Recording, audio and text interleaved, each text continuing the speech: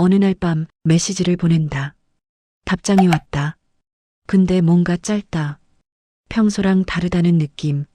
그래서 한 번 더 보낸다. 또 짧다. 그러면 머릿속에서 뭔가 시작된다.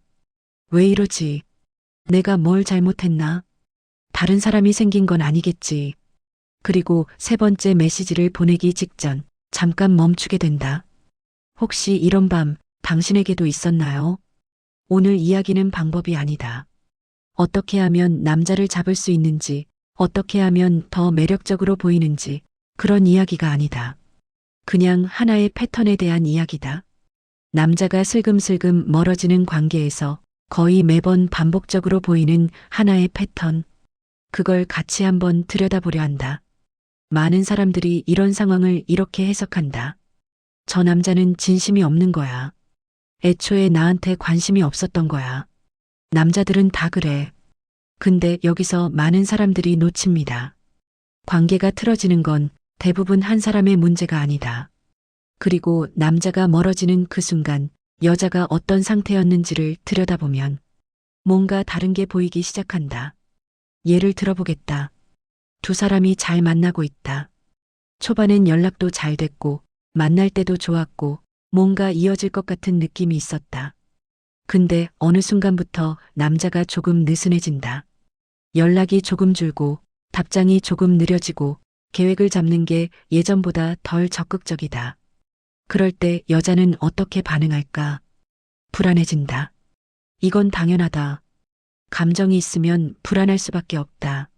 문제는 그 불안이 어디로 향하느냐다. 불안이 밖으로 나오기 시작하면 그게 행동이 된다. 확인하는 행동, 붙잡는 행동, 밀어붙이는 행동. 왜 요즘 연락이 줄었어? 나 요즘 이상하게 느껴지는 거 아니야? 우리 어떻게 되는 거야? 이 질문들이 나쁜 건 아니다. 다 이해할 수 있는 말들이다. 다 이해받고 싶어서 하는 말들이다. 근데 이 부분이 중요합니다.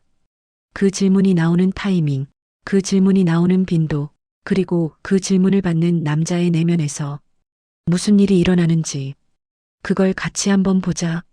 남자가 조금 느슨해진 이유는 여러 가지일 수 있다.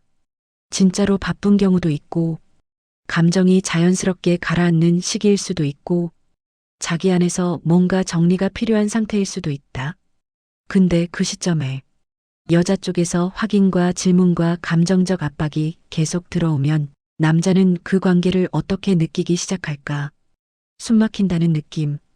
이건 여자가 나쁜 사람이어서가 아니다. 이건 남자가 나쁜 사람이어서도 아니다. 두 사람이 서로 다른 타이밍에 있기 때문이다. 한 사람은 지금 당장 연결이 필요하고 한 사람은 지금 당장 공간이 필요하다. 그 엇갈림이 만들어내는 마찰이 관계를 조여오는 것처럼 느껴지게 만든다. 그런데 여기서 더 깊이 들어가 보면 그 불안이 왜 그렇게 빠르게 올라오는지, 그 확인 욕구가 왜 그렇게 강하게 나오는지를 보면 거기엔 항상 하나의 공통된 뿌리가 있다. 내가 충분하지 않을 수도 있다는 두려움. 이 사람이 멀어지면 그건 내가 부족하다는 증거가 되는 것 같은 느낌. 그래서 확인을 한다. 그래서 붙잡는다. 그래서 안심받으려 한다. 그 안심을 얻으면 잠깐은 괜찮다. 근데 다음에 또 비슷한 신호가 오면 또 같은 불안이 올라온다. 그 패턴이 반복된다. 이걸 이해하면 상황이 다르게 보입니다. 남자가 도망가는 건 그 여자가 싫어져서가 아닐 수 있다. 그 관계 안에서 자꾸 무언가를 증명해야 하는 압박을 느끼기 때문일 수 있다. 내가 지금 충분히 잘하고 있어? 내가 지금 충분히 좋아하고 있어? 내가 지금 충분히 연락하고 있어? 그 질문들이 쌓이면 관계가 편안한 공간이 아니라 체전받는 공간처럼 느껴지기 시작한다. 그러면 남자는 그 공간에서 자꾸 나가고 싶어진다. 그런데 이걸 한번 뒤집어 보면 여자 입장에서도 그게 쉬운 일이 아니다. 불안이 올라올 때 괜찮아, 기다려보자고 스스로를 다잡는 게 얼마나 어려운 일인지, 상대가 조금만 차가워져도 속에서 뭔가 무너지는 느낌이 드는 사람이 그냥 아무렇지 않게 기다린다는 게 말처럼 간단한 게 아니라는 거. 그래서 이건 그러면 어떻게 해야 해? 의 문제가 아니다. 이건 내가 왜 이렇게 반응하는지를 조금 이해해보는 것에서 시작하는 이야기다. 이 패턴이 있는 사람들에게는 대부분 비슷한 과거가 있다. 언젠가 중요한 사람이 떠난 적이 있다. 언젠가 내가 충분하지 않다는 느낌을 받은 적이 있다. 언젠가 기다렸는데 결국 버려진 적이 있다. 그 경험이 몸에 남아있으면 상대가 조금 느슨해질 때 뇌가 먼저 신호를 보낸다. 또 시작되는 거야.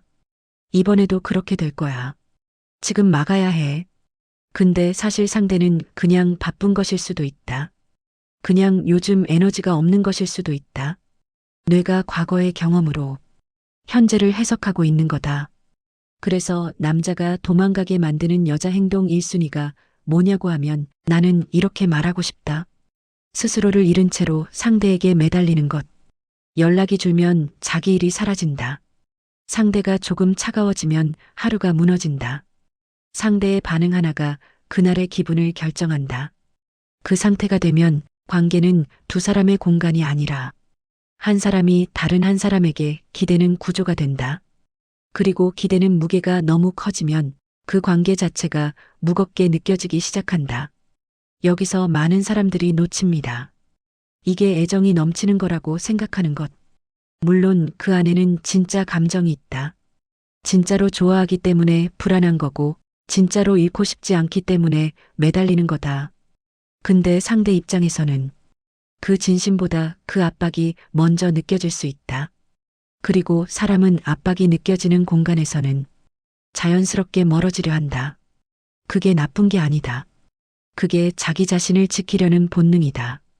그렇다면 반대로 남자가 오히려 더 가까이 오고 싶어지는 여자는 어떤 사람일까?